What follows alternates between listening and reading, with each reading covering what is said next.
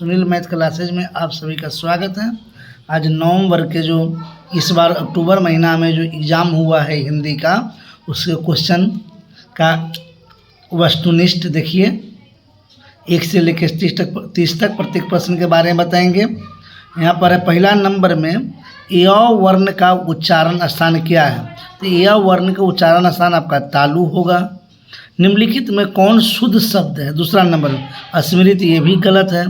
मुट्ठी, ये भी गलती है। नयन में छोटे न होगा, ये भी गलती है। बड़ी न होगा, ये भी गलती है। शुष्क सही है। तीसरा नंबर देखिए, निम्नलिखित में कौन शब्द पुल्लिंग का उदाहरण है। तो पेपर यहाँ पर आपका जो है ना यह पुल्लिंग है, क्योंकि सुपारी भी स्त्रीलिंग है, दौलत भी स्त्रीलिंग है, बचत भी स्त्रीलिंग है, तो पेपर ही होगा, इसमें पेपर हुआ। अब 5वां नंबर में देखिए, निम्नलिखित में कौन विस्मयादि बोधक का चिन्ह है। तो इसको तो हम लोग पूर्ण विराम कहते हैं। बी में प्रश्नवाचक चिन्ह है, ई योजक चिन्ह है, यानी सी में है विस्मयादि बोधक। तो इस प्रकार से आपका आंसर 5 का सी। 6 में है अष्टावक्र और उसकी माँ सारी गर्मी बिना ओढ़े बिना बिछाए कहाँ सोया करते थे। तो कुएं की जगत पर। 7वां नंबर है रवि की सवारी निकलने के बाद यानी पश्चात माने बाद किसकी सारी फौज मैदान छोड़कर भाग गई। बादलों की, भिखारी की, पक्षियों की, तारकों की यानी तारा की। इसका आंसर होगा डी। क्या होगा? डी। अब 8वां नंबर में केदारनाथ अग्रवाल हिंदी के किस धारा के प्रमुख कवि माने जाते हैं। तो वह छायावादी धारा हो जाएगा इसका। अब देखिए 9 नंबर में है पाठ पुस्तक में प्रस्तुत पाठ टॉल्स्टॉय के घर में लेखक राम कुमार की किस प्रसिद्ध पुस्तक से संकलित है। तो यूरोप के स्केच से है। समझ गए? ए होगा उसका, बी सी डी नहीं होगा।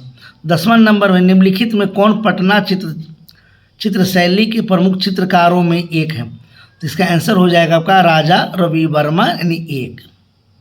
11 में देखिए गांठ में बांधना मुहावरे का अर्थ क्या है। यानी खूब याद रखना, माने कि गांठ में बांधना नहीं कहता लोग, हम आपको याद करके रखेंगे, जब होगा बदला सधा लेंगे हम।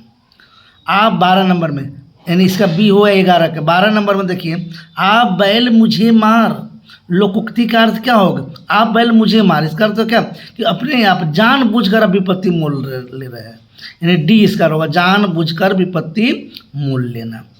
अब चलिए गंगा का पर्यायवाची।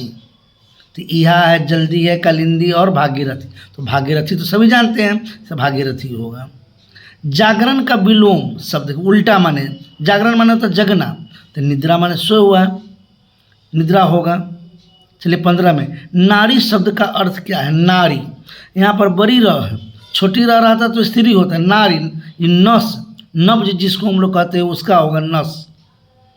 16 नंबर देखिए, यदि बिरजू के बापा जल्दी से गाड़ी लेकर आ जाए तो बिरजू किसको अपने हाथ के रोपे पौधे का पहला बैगन चढ़ाने के रूप में भेंट करेगा। तो इमली वाले जीन बाबा को इसका आंसर है। क्या उत्तर होगा? इमली वाले जीन बाबा को चढ़ाएंगे।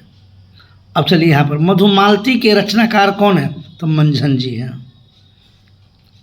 18 में अमृतलाल नागर के अनुसार भारत में फिल्म बनाने के नए काम को शुरू करने वाले व्यक्ति कौन थे। तो दादा साहब फाल्के ही यहाँ पर थे। कौन थे? दादा साहब फाल्के थे। कवित्री महादेवी वर्मा ने अपने जीवन में किसको अभिव्यक्ति का महत्वपूर्ण साधन माना है। तो दीपक। इसका आंसर क्या होगा? दीपक। अब है 20 नंबर में भिखारी ठाकुर की मंडली किस लोक नृत्य की नाच मंडली थी। तो इसका हो जाएगा लौंडा नाच की होगा। पवरिया नाच नहीं है, नेटुआ भी नहीं होगा, विधायक नाच नहीं होगा, यानी लौंडा नाच के था। 21 में दो स्वरों के मेल से उत्पन्न विकार रूप को हम लोग कौन संधि कहेंगे। स्वर संधि। स्वर में स्वर से मिलाने जो बनेगा विकार उत्पन्न होगा वो स्वर संधि ही कहलाएगा। अब चलिए भर पेट किस समास का उदाहरण है। 22 में देखिए ये अव्ययी भाव। क्यों कि भर पेट को हम लोग लिंग कारक कुछ चेंज नहीं बदल सकते। भर पेट को हम लोग भर पेटुआ नहीं कर सकते हैं, भर पेटो नहीं कर सकते, सब कुछ चेंजिंग नहीं कर सकते, कुछ बदलाव इसमें नहीं करेंगे तो वो हो जाएगा अव्ययी भाव। इसका पहला पद क्या है? ये अव्ययी है। यह इस प्रकार से इसका हो जाएगा कौन सी? अव्ययी भाव समास। 23 में जो देखने में प्रिय लगता है उसे क्या कहते हैं हम लोग? प्रियदर्शी कहते हैं, यानी सी। 24 नंबर देखिए, हम लड़के ने पुस्तक पढ़ी है, इस वाक्य में किस काल का उदाहरण है? पूर्ण वर्तमान काल।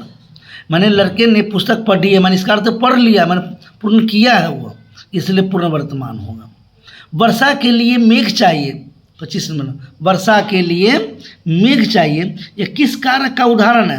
ये हो जाएगा संबंध, यानी वर्षा का संबंध मेघ से ही है। हल 26 नंबर में, हल जोतने, नाव खेने, पालकी ढोने आदि कामों के समय गाए जाने वाले लाए गीत बनाए किसने? स्त्रियों ने, पुरुषों ने, दोनों से नहीं, पुरुषों ने ही।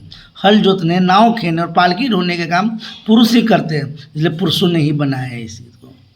27 में है, किस काव्य कृति के कारण अयोध्या से उपाध्याय हरिऔध को खरी बोली का प्रथम महाकवि होने का श्रेय मिलता है? तो चोखे चौपदे इसका आंसर होगा। अब 28वां नंबर में देखिए, तिलक दहेज की क्रूरता की शिकार भगजुगनी, जो कहानी का प्लॉट से लिया गया पहला पाठ है, शिव पूजन सहाय के लिखा हुआ है। वृद्ध पति के देहांत के बाद किसकी पत्नी बनने का दुर्भाग्य स्वीकार करती है? तो ये हो जाएगा अपने सौतेले बेटे की। समझ गया? 29 नंबर, कवि रैदास की नज़र में ईश्वर की पूजा अर्चना के लिए चढ़ाए जाने वाले फल फूल जल किस तरह के हैं? तो सभी तो जूठे हैं। उनका ना जो भी फूल है उस पर माने भंवरे बैठकर सभी को तो जूठा कर दिया, गंदले है। पानी भी है तो उसी से मीन माने मछली ने प्रदूषित कर दिया है। अब चलो यहाँ पर द्विजों में 30वां नंबर, द्विजों में जनेऊ संस्कार के गीतों में जनेऊ के अधिकारी कुमार को क्या कहा जाता है? उसे बरुआ कहा जाता है, बरुआ। समझ गए? इस प्रकार से आपको 9वां क्लास के जो है ना, इस बार जो एग्ज़ाम हुआ है अक्टूबर महीना में, उसके क्वेश्चन का वस्तुनिष्ठ का यह उत्तर बताए हैं।